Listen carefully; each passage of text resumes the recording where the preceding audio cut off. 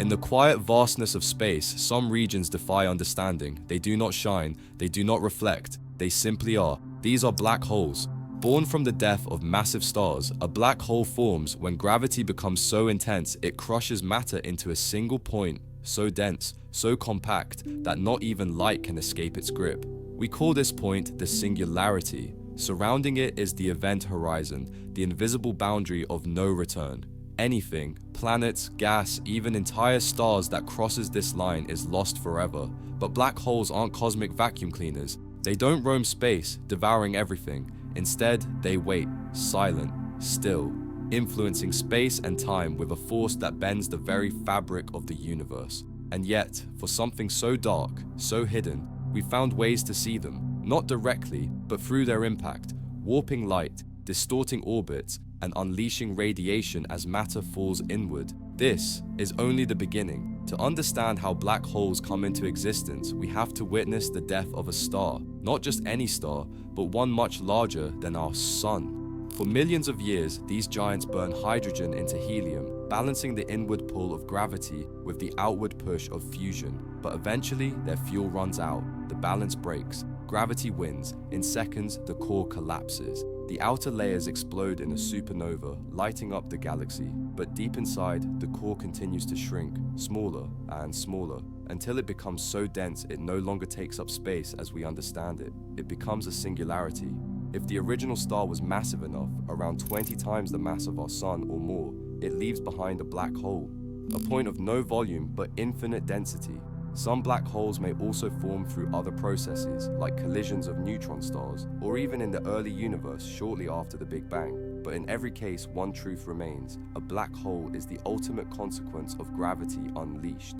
Not all black holes are created equal. In fact, the universe has different classes of them, each with its own story. The smallest are called stellar black holes, formed from the collapse of massive stars. These usually weigh between 3 to 10 times the mass of our sun. Then there are intermediate black holes, a mysterious middle ground that astronomers are still trying to confirm. They may form through the merger of smaller black holes or star clusters, but towering above all are the supermassive black holes, millions, even billions of times heavier than our sun. These cosmic giants sit at the centers of galaxies, including our own Milky Way.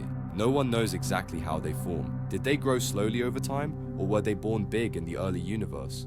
Finally, there's the theoretical primordial black hole, a relic from the Big Bang, possibly the size of an atom yet heavier than a mountain. Different sizes, different origins, but all of them bound by one rule: gravity dominates. Approach a black hole closely and physics begins to unravel.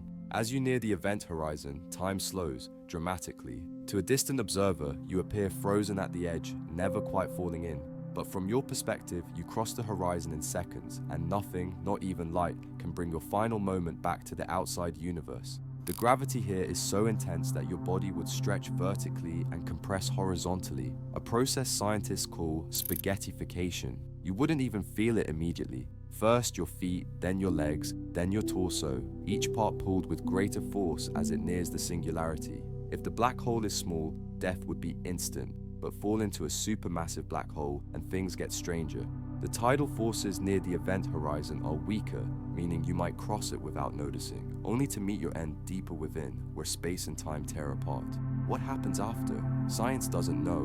Maybe the laws of physics break, maybe time ends, or maybe something begins. Black holes are invisible. They don't emit light and they don't reflect it. So how do we know they're even there? The answer lies in their surroundings. As matter spirals toward a black hole, it forms an accretion disk, a swirling ring of gas and dust, heated to millions of degrees. This disk glows brightly in X-rays, which telescopes can detect. We've also seen stars orbiting invisible objects with incredible speed, too fast to be explained by anything but a black hole. And in 2019, we did the impossible. We saw the shadow of a black hole.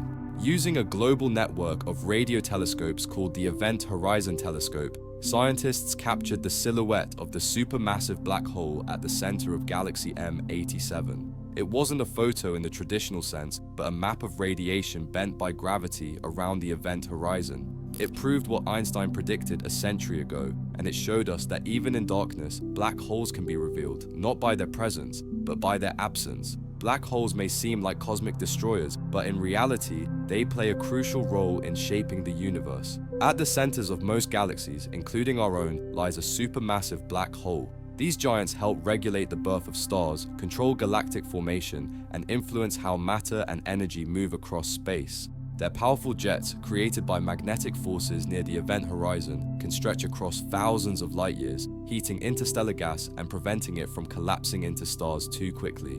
Without black holes, galaxies might grow too fast, or not at all. On a smaller scale, when stars orbit black holes in binary systems, they lose matter, evolve faster, and create high-energy X-ray emissions that help us understand the physics of extreme environments. Black holes are not just the end of a star's life, they're engines of cosmic evolution. Paradoxically, these objects of death are deeply intertwined with life and with the very structure of the universe itself.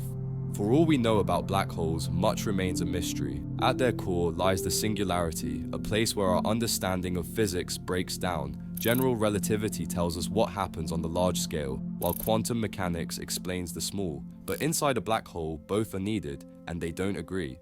This contradiction is one of the biggest challenges in modern science. Then there's the information paradox. If matter falls into a black hole, is the information it holds lost forever? That would violate the laws of quantum theory, which say information cannot be destroyed. Stephen Hawking suggested that black holes slowly evaporate through Hawking radiation, but where does that radiation send the information? No one truly knows. Some believe black holes could be gateways to other dimensions or wormholes to distant parts of the universe.